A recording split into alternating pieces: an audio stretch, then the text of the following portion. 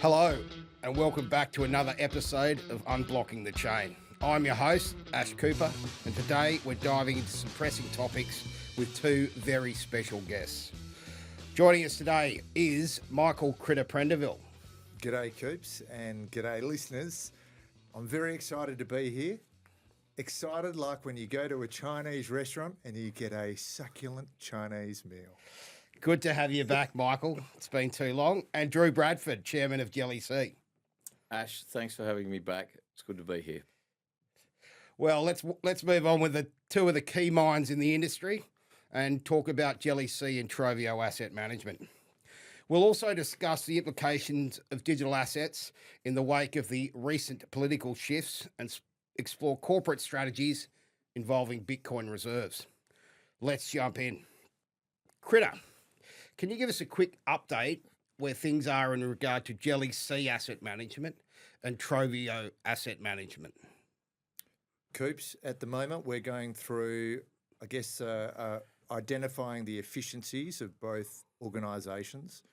So that means going through all of the service providers and asking them to sharpen their pencil to make sure that we've got the right service providers for both entities and to consolidate all of our operations. So I guess this leads into the next part. We have 5 funds now that we have to deal with. So there's a lot more workload for us to get our heads around. Yeah, that's great. I mean, so basically trying to make it more efficient across the board, across all the funds. That's right. Part of the acquisition strategy. We're also working on the strategies of the 2 Trovio Cayman's vehicles that we've taken over. We're just narrowing down the strategy and making those more efficient as well. Okay, so that segues in. Could you just give us a really brief description of what each of the funds do and where they're located? Okay, so we have 3 Australian unit trusts and we have 2 Cayman's vehicles. The 3 Australian unit trusts starts with the Blue Bottle Fund, which is a multi-strategy fund. So partly liquid, part illiquid, investing in numerous strategies. Then we have the Blue Bottle Digital Infrastructure Fund, invests in the key networks of crypto, and we're staking or validating with the coins that we have on those networks. And then we have a market neutral fund, the Blue Bottle Alternative Income Fund, I should say. And that is, has numerous strategies, including basis, arbitrage, price making, tokenized deposits, etc. Then in the Cayman's vehicles, which are the 2 Trovio funds that we've acquired, we have one which is the Digital Asset Fund, and that's made up of primarily Bitcoin and Ethereum. And then we have a market neutral fund. We are refining that market neutral fund, which is based in the Caymans, to be exactly the same as the Alternative Income Fund.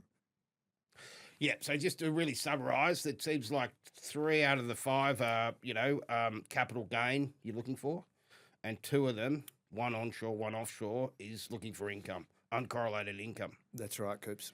And so just really quickly for the listeners, why would you use a offshore entity or an Australian entity?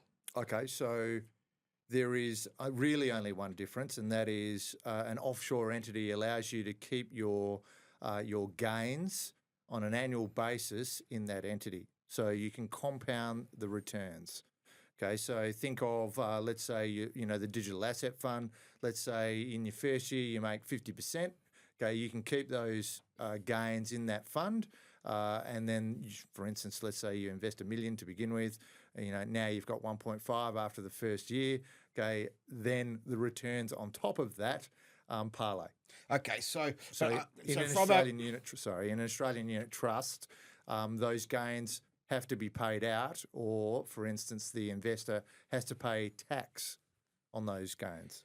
Okay, and then from an investor's point of view, why would you use Australia versus offshore? I mean, my feedback from the distribution side is most offshore investors are looking for entities not in Australia.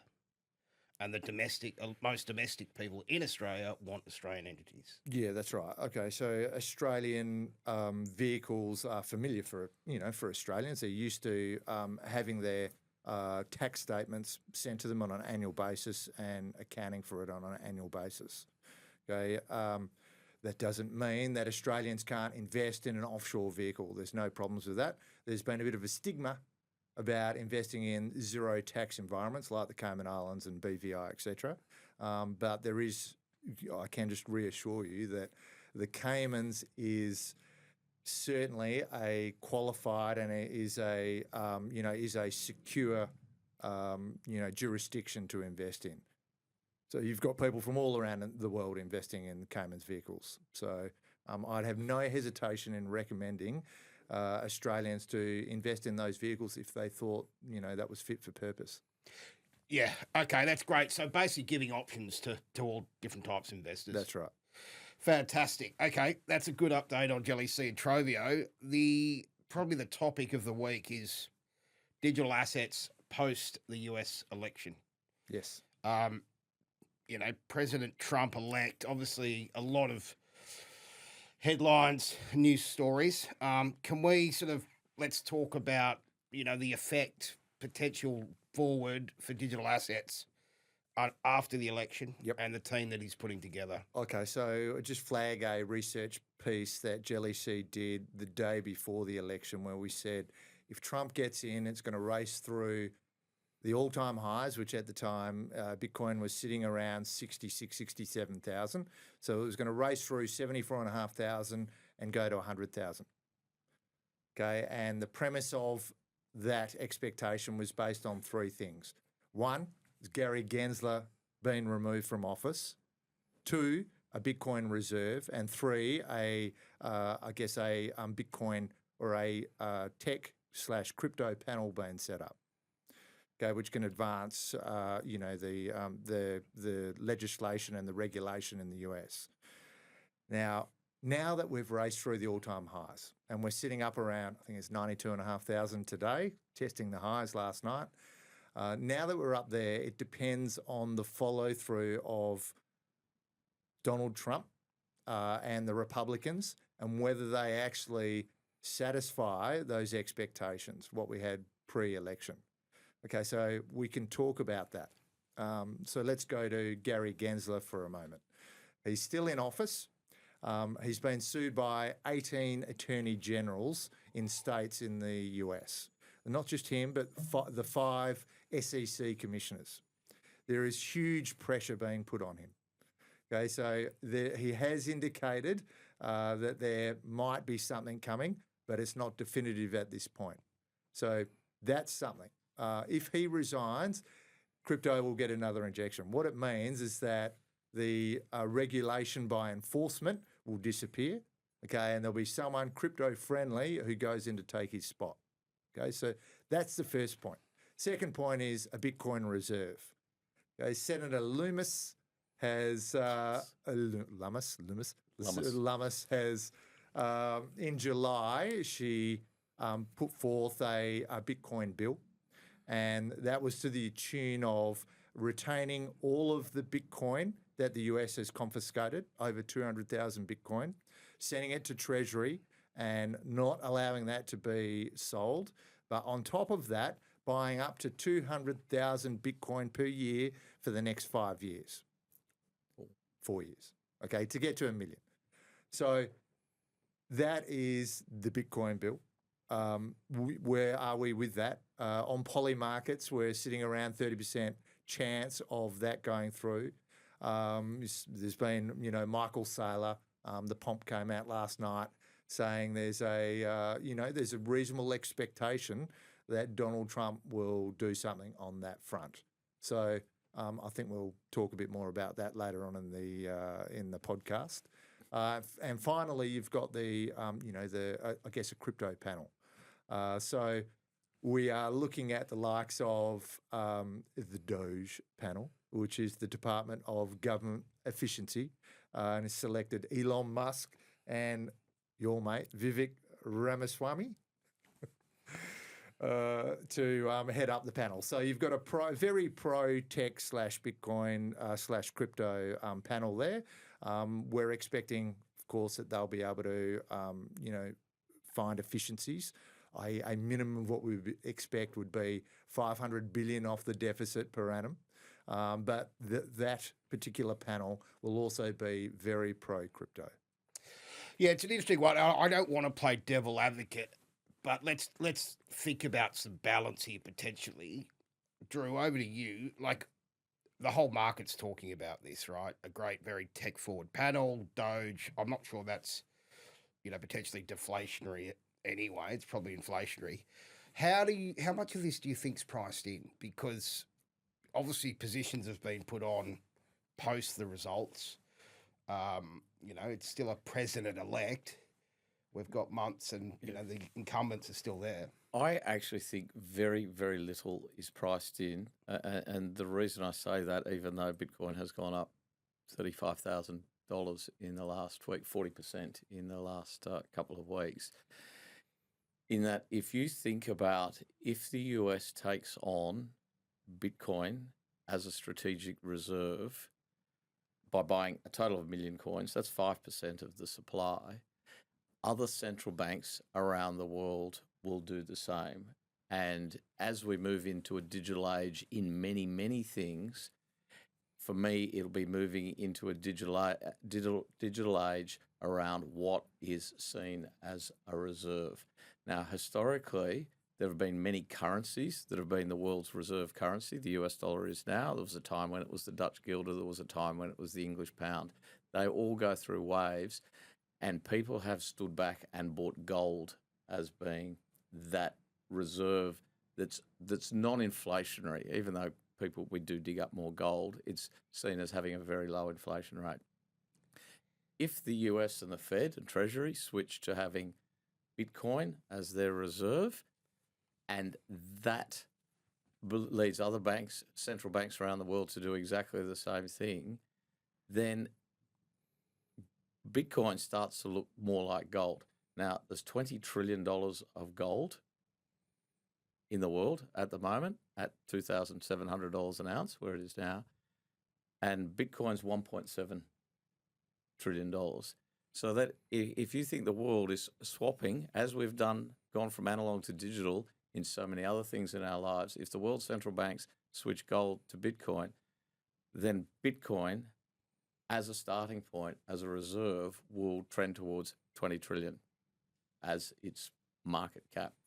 And that's not priced. That'll be a big flippening if it gets up at that point. Yeah, I agree. So, I mean, and again, no one knows, but the timing on a Bitcoin reserve is certainly, it's going to take time, right? Well, the talk is the Lummis bill to be passed in the first 100 days of the Trump presidency. So that's Q1, Q2 next year. That's not that far away. Yeah, and so if it's a low percentage, as you alluded to, what have been the drivers why is it up 40%? Is it the general belief that, as Critter alluded to, Gensler, the block, is it getting ahead of the sovereign reserves, or is it that it's just a very pro-tech? I think you've had an acceleration of a cycle that would have happened anyway. So, you're seeing adoption, whether it's BlackRock, Larry Fink, Fidelity, all advocating in balanced funds, a percentage of those funds, whether it be 1%, 2%, 3%, depending on who you're talking to be allocated to Bitcoin or digital assets.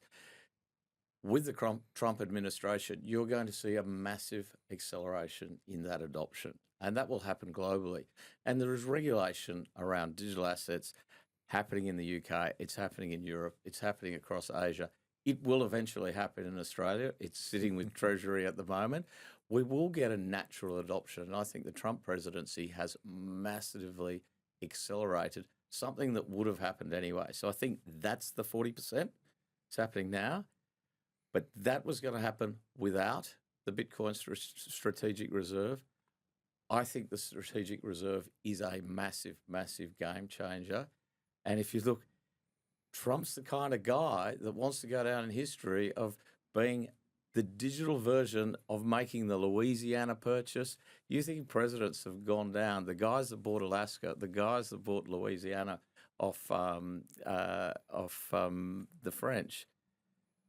If he's the guy that can do the Bitcoin reserve that pays off the US government debt, he wants to be that guy. I can see it happening. But it's also, in terms of risk management from a country perspective, it is absolutely, could be one of the greatest trades of all time. I.e., let's say he prints, I don't know, it could be 50 billion or it could be up to 250 billion, like the Pomp said today. Let's say he prints money to go out and buy $50 billion worth of Bitcoin this year. Okay. The downside is next to nothing. I mean, no one will notice that no on the one US will debt. notice that. No one will notice it. However, if Bitcoin does accelerate, the the impact that it could possibly have in terms of paying down their debt, or not paying down, but offsetting their debt, is material. Okay, so It's a free trade. you You, have don't get many of those. that's right. You've got Michael Saylor saying a base case is $13 million. Okay, let's for just Bitcoin. slow down here, right, for the listeners. Let's just break it down. First things first, Back to you, Coops. they're all going to keep on printing, right? Central banks. Every central bank, Or every, right? So every country does. Australia does 8 or 9% per annum. at this stage, it's it's bipartisan. Doesn't matter what party gets in, everyone's printing, right, to keep the system alive. Correct. Fiat phenomenon, right? So what you're saying, the US prints 2 trillion the last 12 months, let's say. If they printed another 250 billion on top of that, taking total US debt to say 36.25 rather than 36 billion, That's right. 36 trillion. Trillion. Yeah. The amount, the 250 notional as a percentage of the debt is irrelevant. Yeah. But if the forward theory that we're talking about and others plays out, then it could really start to offset some of that debt. That's and right. actually net debt turns sharply lower. So, think about if the US do this, every other central bank in the world will be forced to follow suit. Won't be forced to, but will want to have some type of portion of Bitcoin in their reserves to match the US. So think about it from the US's perspective. If they just stick with the dollar standard and they don't buy any Bitcoin, okay, they are in danger of being superseded if everyone moves on to a Bitcoin standard. So, for instance, the agents, for instance, we use agents to purchase all of our goods and services in the future. And What's an agent, just for clarity? agents, the next version of a bot. So imagine you're using your iPhone, and instead of using Siri, you go onto Siri and you say, okay, buy me a case of wine, for $20 to $25, and have it delivered to my house. So that's AI. That's AI. Yep. Okay. But so it automatically goes out there, accesses your digital wallet, and goes out and purchases it. Okay. So imagine that happens. The agent, will be able to fund that in Bitcoin. It won't have any stigma, because at the moment we can't buy a cup of coffee with Bitcoin because it's too hard for us to comprehend, how many decimal places are needed in Bitcoin to pay that coffee or to buy that carton of wine. Okay, whereas an agent will be able to source it using the most efficient means. Okay, so imagine that happens. We're sort of in a different parallel universe when that starts to occur. Oh, absolutely. And that kind of that will happen. That's AI will take us to that. So if you think that you're Trump, you're just the US Treasury, right? Right now you have the reserve currency of the world. That gives you many, many, many advantages. The least or the most of which is probably you have a lower interest rate than anyone else because of it. A strong currency which allows you to buy the world's goods at a lower rate. You want to keep that. There are plenty of people in the world who, the global south, what's going on with the BRICS Plus, who would much rather transact in something other than US dollars, who don't like the US having that reserve currency. If you're the US and you set Bitcoin up as being the strategic reserve, then people basically have two choices. Yep. They can buy US dollars to transact in, or buy Bitcoin, That's buy right. the digital currency to transact in.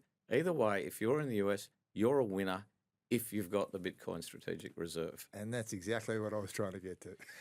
So Thanks, let's think Drew, about for that. bringing it home. And I don't want to go too deep into the corporate stuff yet. We'll get to that in the end. And Michael Saylor. So let's say, the sovereigns adopt Bitcoin, let's say, led by the US. The US allies will be quick to adopt, etc. So let's. This segues into, as a JellyC and Trovio CIO, investment officer. How are you positioning for this? Because my macro view is, at a sovereign level, it's the same as a corporate. It'll roll down into the corporates, and then it'll roll down into the household balance sheets as well, right? Yep. You've got this problem globally of debasement or monetary inflation, loss of purchasing power, whatever you want to call it. Yep. And in the West, it's between 7 and 8% a year. Yep. How do you offset that? So, Yeah, Chris, as how the we CIO, position? how are you positioning? Yeah, so I'll talk in terms of the Blue Bottle Multi-Strategy Fund, because that's the one that we can go from long to neutral. Okay, so in terms of that particular fund, we are fully positioned. So we are still long. I am sitting on my hands in terms of we don't have any leverage on at this level. Okay, so there are a couple of indicators which I think you sort of imitated at the beginning. There's a couple of indicators, like for instance, Coinbase has moved to number 12 in the in the apps on iPhone, which is always an indicator. Leverage is starting to build within the industry. Funding rates are moving up. The basis rates are higher.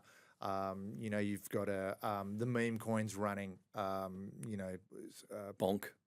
Peanut. Doge, everything. It's all moving, and they're moving at a rate of knots. So, in terms of, are we at elevated levels? Yes, we are. Is it worth taking money off? Well, if you've got the view that we're moving to, for instance, just 250 to 300,000, then So that's Bitcoin. then it's not worth taking it off, and that's my view at this particular point in terms of where we are in the cycle. I think we have more to play out. I would say I would identify a short-term top, around August, September next year. And that would be somewhere between 250 and 300,000. Okay, so let's just say if someone came to JellyC/Trovio Asset Management and said, "How should which fund strategy should I allocate to?" And also, certainly thinking about liquidity. Yeah. What would you suggest? Well, there's something for everybody. Okay, so if you're a conservative elderly person who wants exposure to the market but doesn't want to suffer from the ups and downs, I would say come into the market neutral. Okay, but if you're someone who's willing to have a modicum of risk, I would say the digital asset fund, where you have a large percentage of Bitcoin and then you've got some Ethereum and a scattering of other coins, that is also good. I would say if you think that we are about to see the alt season, and by alts I mean everything run as well as Bitcoin, but everything run harder in the background, which happened in the last cycle, then I would say the Blue Bottle Digital Infrastructure Fund is the one for you. I'm not going to recommend the Blue Bottle Multi-Strategy Fund, because there's an illiquid component of that. So. Okay, and just can you just talk us through why the infrastructure was set up and the alternative income, and the way you think about potentially adjusting between those funds? Okay, so at the moment I mentioned that we're fully long. So we're long the BDIF, or the Digital Infrastructure Fund.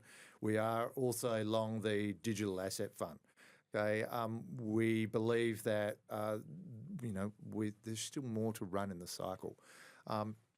Towards July, August, September next year, if we think the cycle is getting towards a short-term top, we will rotate out of those funds and we'll rotate into the market neutral fund, because at that point we can still earn somewhere between 10 and 25% in that fund and not pull back. Okay, so we're happy to take some off the. We acknowledge. We come from a traditional traditional finance background. There are times to take your profit. Okay, so we would be more than happy to take some off the table when the cycle reaches maturity around that time. Okay, that's a rotation out. And then, for instance, if crypto pulled back and it pulled back to, I don't know, let's say, the breakout point, 75,000, then we would consider rotating back into those long-only funds. And the rotation, that's fairly easy to do. Yes. Because that sounds like a very rational discussion. If it goes up to 200, 250, as you allude to, Yeah. it's probably worth taking some chips off the table. Not all of them, but rotating into the 10 to 20%. You've always got to keep something in the tin, because you can imagine if we get that wrong and it does go to 250 and then all of a sudden it goes to $1 million. Yeah, Donald I Trump, agree. don't sell your Donald- Bitcoin. Yeah. Well, that's right. Donald Trump, Michael Saylor, do not sell your Bitcoin. But as we've seen, like some of the altcoins move very quickly too, right? And it's not the same rationale per se as Bitcoin. So maybe take some chips off the table, rotate into the. No, I think it's a really good strategy, and it seems on our analysis that the alternative income fund is very uncorrelated to other income strategies at That's this right. stage. Well, I mean, the best thing about that strategy is that you're a winner no matter what happens. And we all want to be winners. I don't like to lose. So, if it gets up to 250 and you do take some off, you look like an absolute champion if it collapses because you've hit the high. And then if it keeps going, you've still got some in it, you're also looking good. And what, again, not playing devil's advocate, what would be worrisome for you to suggest that this is not going to happen, whether it's political, geopolitical, just as a sort of ward of, what you're looking out for per se? It's not a unreasonable risk, but low delta. Nevertheless, I would say if Trump were to be assassinated, that would be a market jolting move. Yeah. Okay? And I'd have to reassess the whole boundaries of what's happening. Have you got any key risks, Drew?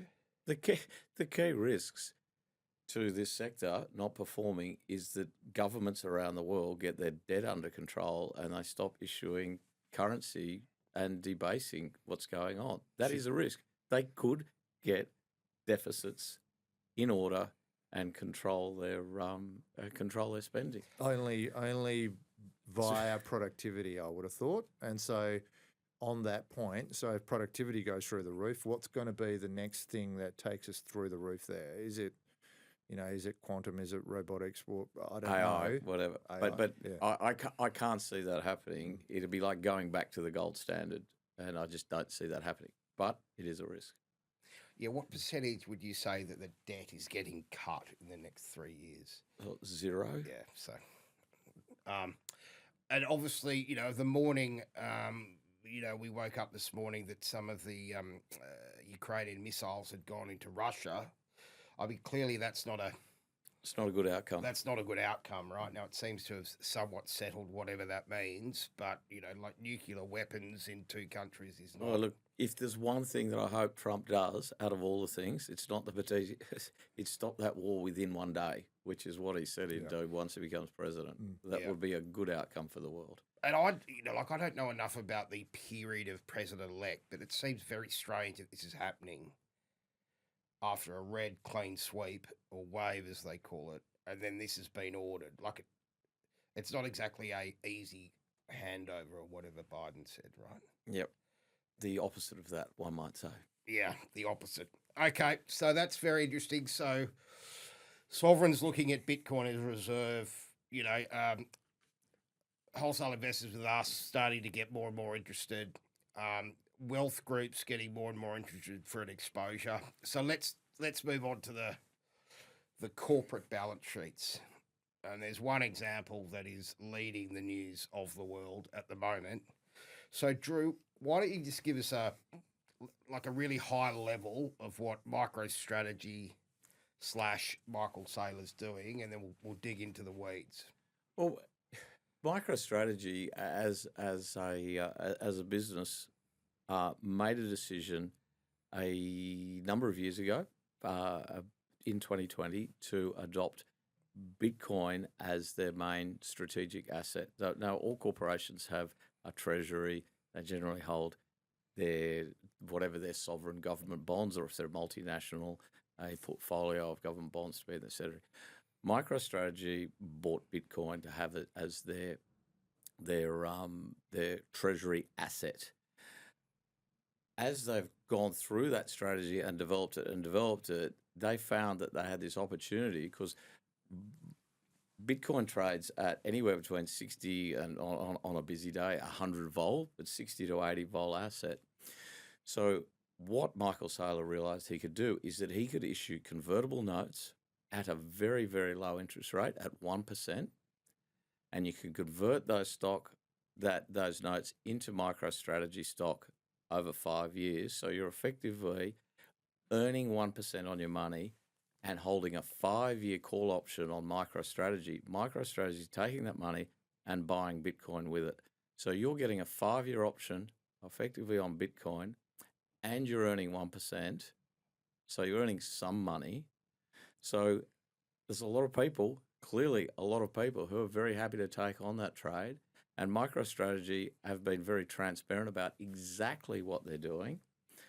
And it's working for both. It's working for the investor. The investor's getting upside and in reality, no downside. They're foregoing a little bit of interest, but they're still earning 1% on their convertible bonds. And they get to switch it into MicroStrategy stock if Bitcoin goes up. It's a great trade. But what this will have many other companies starting to do is saying, why don't we adopt that, particularly multinationals? Microsoft's talking about taking Bitcoin on as a treasury asset. So if you've got a choice now as a big multinational, and you look at how much cash, Apple's sitting on $100 billion of cash, Microsoft's sitting on a ton of cash. Why would you park that in US government debt or European government debt that keeps getting issued and issued? Why wouldn't you park a percentage of that in Bitcoin that you know is not going to get debased? So this is really the question I put to both of you. You know, have we moved away from US Treasuries being the number one collateral in the world? Is it the start of it? Oh, without a doubt, we have. You've only got to look at, particularly as we touched on before, that those countries of the global south and the countries that make up BRICS, you look at traditionally, they have been huge holders of US Treasuries. You look at what China had. That all their stock of US Treasuries has fallen away over the last 2, 3, 4 years, and has fallen away quite rapidly. Those global south central banks have been the big purchasers of gold over the last 2 or 3 years, and that's why gold's gone from under $2,000 an ounce to 2,700. It's had a 40-50% appreciation too, because those central banks that aren't the sort of G7 are switching out of US Treasuries as an asset class and into gold or into other things. So just on that note, I think the latest figures, China, 3 or 4 years ago, they were about 1.25 trillion in US Treasuries, and they're down to around about 750 billion now. And that's only going one way. Yep. So that's interesting. So foreigners obviously reducing their treasury holdings on the back of getting cancelled from SWIFT, etc. Been buying gold. It's very well publicised. The question is, are they buying Bitcoin at the moment?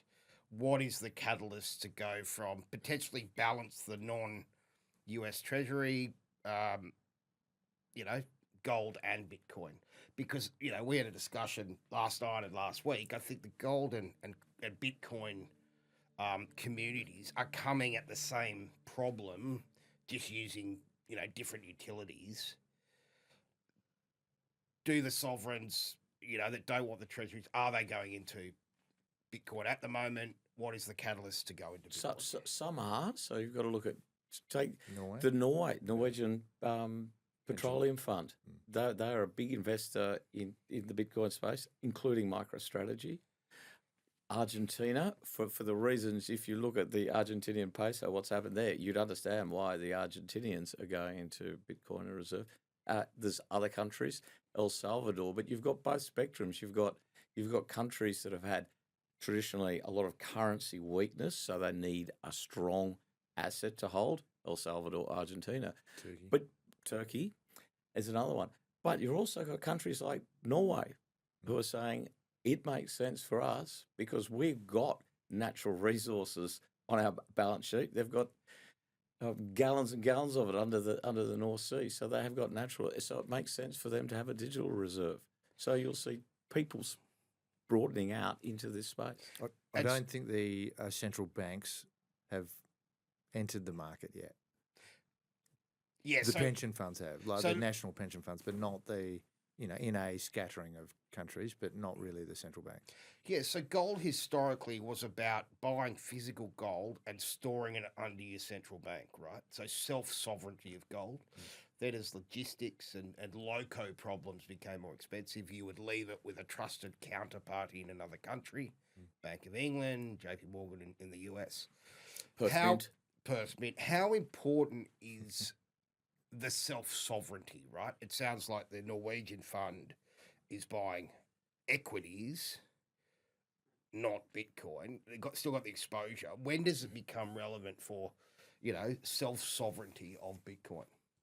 Well, if the US passes the Lummis bill and they hold it as a strategic reserve, there's going to be a lot of people around the world thinking, me too. Yeah, so strategic reserve means cold storage in your country. Yep, that's right. So, and that's a good question what you've asked there, because if you're the Norway, pension fund, and you're purchasing Bitcoin ETFs and storing them in Coinbase, and all of a sudden the US Federal Reserve or the US government in some form says, right, we're confiscating, X percent of Bitcoin, across the board, the only ones that are going to have access to are the ones that are stored onshore. Okay, so Bitcoin, Coinbase, etc., would be forced under that regime to hand it over.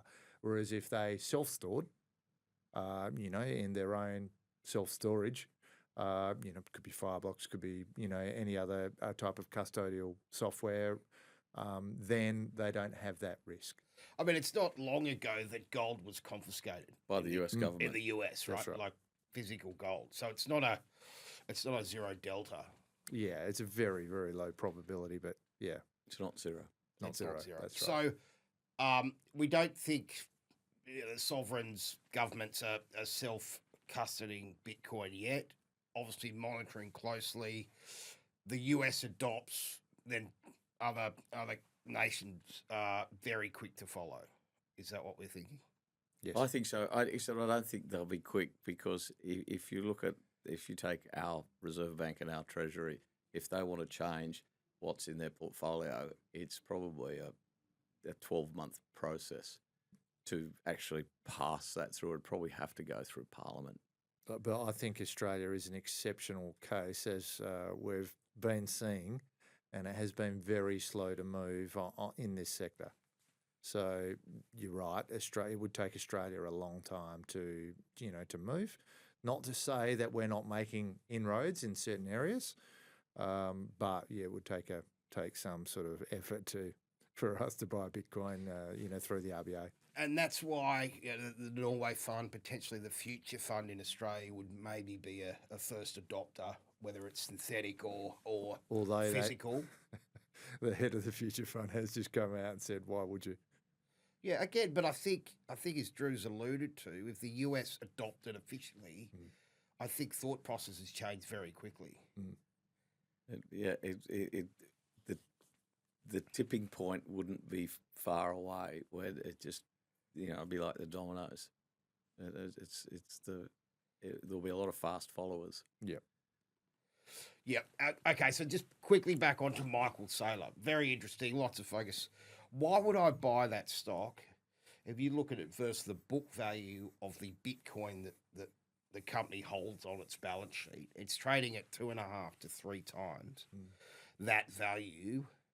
Yeah, I think it was Why is that interesting? 30. I think last time I looked, and it might be outdated, but it was about 35 billion worth of US dollars worth of Bitcoin on their balance sheet, and they're valued at about 65 billion. Okay, so why would you buy it? Because of the leverage, or you might buy the convertible notes because you have a 5-year call on Bitcoin.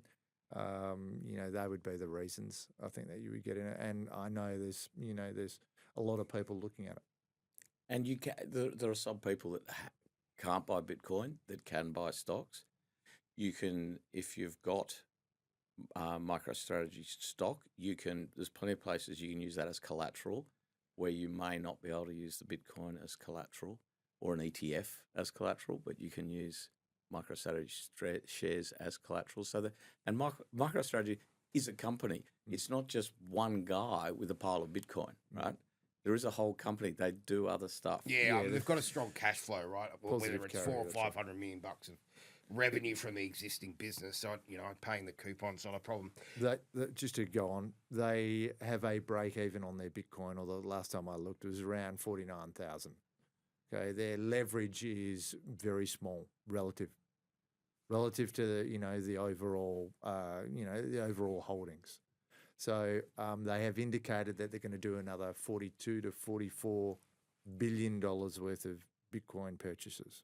And just to be clear, that is more than is mined. What they're planning on buying over the next 3 years is more than is getting mined. And that's just one company, right? That's just one, and that does not include a potential 200,000 Bitcoin purchases per annum by the US government. Yeah, I think Marathon are also looking at purchasing Bitcoin. So Marathon, the miner, mining, but they're adding to that. They're borrowing like MicroStrategy is doing. There's several companies in Japan that are doing the same thing. Yeah, so I mean, there's a handful of companies doing it globally. Yep. When's the first company doing it in Australia? And which company would you suggest that is? So my guess is you have to be a listed company because of the access to the institutional. You want to be able to funding. issue a convertible bond. Yep. Right. So if you can't issue a convertible bond, the strategy has a flaw. So you've got to be a listed company, but large enough to have access to capital markets, Wholesale money Wholesale markets, market. right? Yep. Yep. Yeah, I mean, there's a company listed on the ASX that, it would make sense for them to go down this strategy, but what they need to do firstly is to be positive carry. Yeah, so So cash flow's king, right? That's right. Cash flow. Yeah.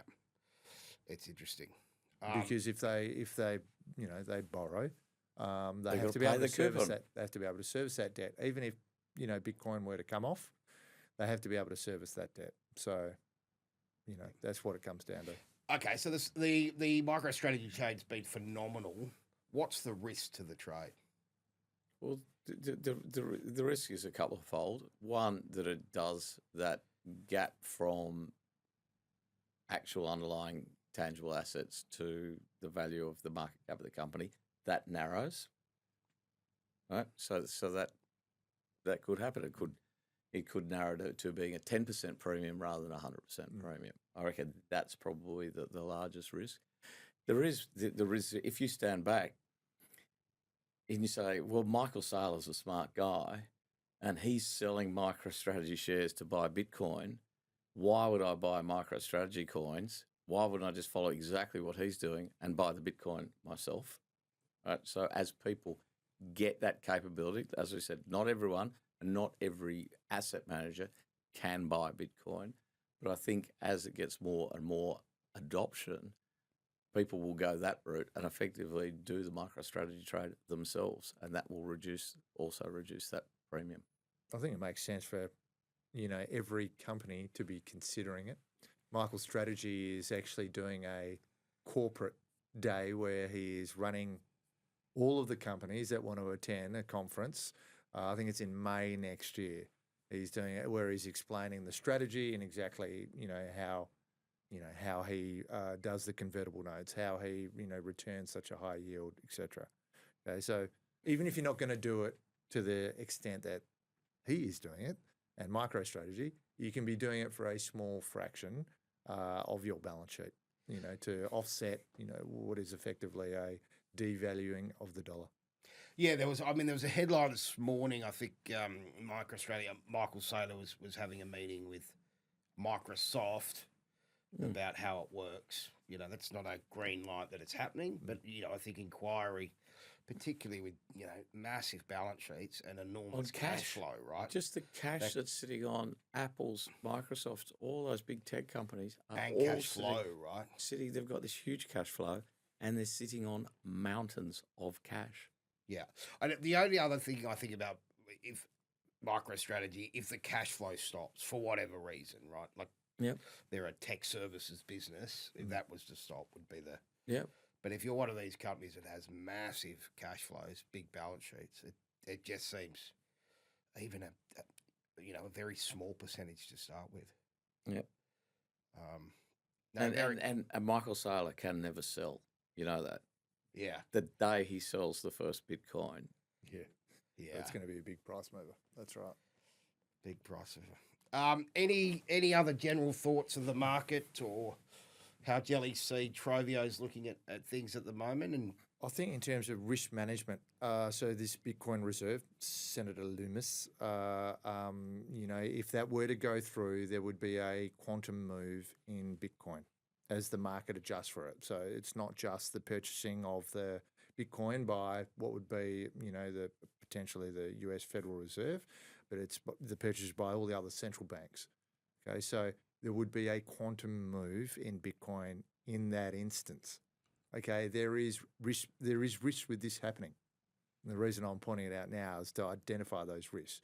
Okay, so what would happen is you would see the basis, i.e. the futures premium, blow right up. So at the moment it's sitting around, let's say 17.5% in the March futures contract. That could potentially blow up, 30, 40, potentially even 50%. I know it sounds unrealistic.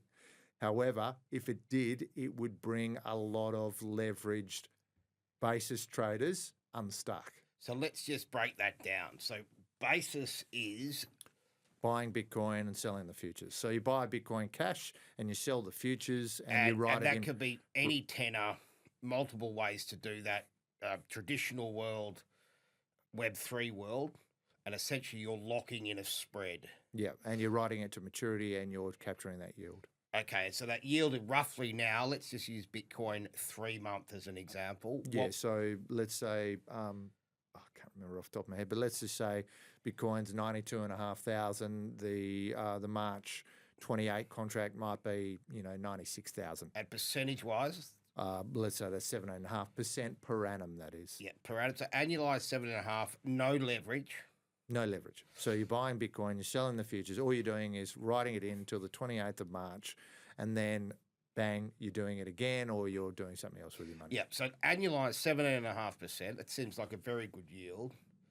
And what you're saying Did is, I hear a piggy squealing there? but what you're saying is, if this, some of this extraordinary news comes out, is that people will drive that spread higher. That's right. And essentially, as a result, I don't want to get in the weeds too much, but generally what happens is for people to get leverage, they buy the perps, okay? And then when they buy the perps, so perps is, pretty much an 8-hour contract. And then when they leverage through that, it feeds through, the futures curve. Okay, so pretty much what it does is that perps funding rate could go from, let's say at the moment it's around 20%. That could go to 100%. Okay, and then what happens is the arbitrages come in and they push the futures curve out. And so that could go from 17.5 to 25 to 30 to 40 to 50. And as a result, that moving out, people are losing money who've got that trade on. That's right. And they'll be forced to exit the position. Yeah, so I'll give you an If example. They don't have the collateral. I'll give you an example. The alternative income fund, we've had the basis trade on over the last couple of months. And what's happened is it's gone from 5% out to 7.5%. So as a result of that happening, we're treading water in terms of income. Now, what's likely to happen? Treading water meant you're not making income. We didn't return a positive return in the fund because the basis blew out. Okay, so you get the 5% that you set up at the beginning. Yeah, that's right. We've already returned. Locked in. You've returned. We had already locked in a return. Okay, then it went from, let's say, when we first put it on, it was 15%. It came down to 5%, so we'd already locked in an amount, and then it blew back out to 7.5% now. So we have been treading water in terms of income for the last couple of months in that fund, but now we would expect it to return extremely positive returns from this point on, unless it blew out even further. And then we would just have to ride it to maturity to realise those returns. Yeah, so the secret, it sounds like, is you can't time everything perfectly, but you want to, stagger the investment essentially somehow. Yeah. To average out the return. That's right. You definitely have a staggered book in both terms in of tenors of the futures and also when you allocate. You'll have some perps. You'll have some 1, 3, 6. And then so like if we were to see this move, the US legislation goes through, yield goes to 30, 40, 50%. Who knows? Yep. I mean, clearly it would be a very attractive time to put on. That is your time if you've got the money the dry powder. That's right. If you've got dry powder or profits in the potentially, you've seen your Bitcoin valuation go from 95 to 250. Exactly. So let's just say that. So you think that's a good trade, right? Bitcoin goes from 95 to 200, 250. Take some of that profit off. Because of that move, the basis should move aggressively higher and then potentially switch it across. Yeah, so there's going to be a lot of traders out there that have this on and this leverage trade on who are going to go through a lot of pain. Okay, so there's going to be losses left, right and centre if this were to happen. Okay, and then at that stage, if there's losses and there's pain in the market, then there's counterparty risk. So that's when you have to have a very acute eye to what's going on and where you have money placed. Yep. Yeah. I mean, we were talking about this earlier. I think counterparty risk is probably the most underrated risk in this market. Yep. So, normally we're talking about it when crypto's collapsing. But in this particular instance, if we had an announcement like this that is so significant, it could blow up on the top side and we could see a melt up. Yeah, because there's 21 million coins. There's 1.5 million left to be mined. If Michael Saylor and the US government saying we're buying all of those, which are effectively what the Lummis bill is and Michael Saylor, that's everything that's to be mined forever. Yeah. Anyway, it's food for thought. It may not happen, and it's they're key things that we're watching. So so I mean, I don't think people have factored in a good rally could be a very significant risk to the system as well. Yes. Very interesting. Critter, thanks for joining us again. Coops, pleasure to be here. Drew, good to have you back. Always good, Coops. Excellent. Thanks to Menace. And Menace. And to our listeners, thank you very much for joining again. Make sure you tune in to the latest episode of Unblocking the Chain. Keep an eye on these developments that's shaping the future of digital assets. Until next time, keep unblocking the chain.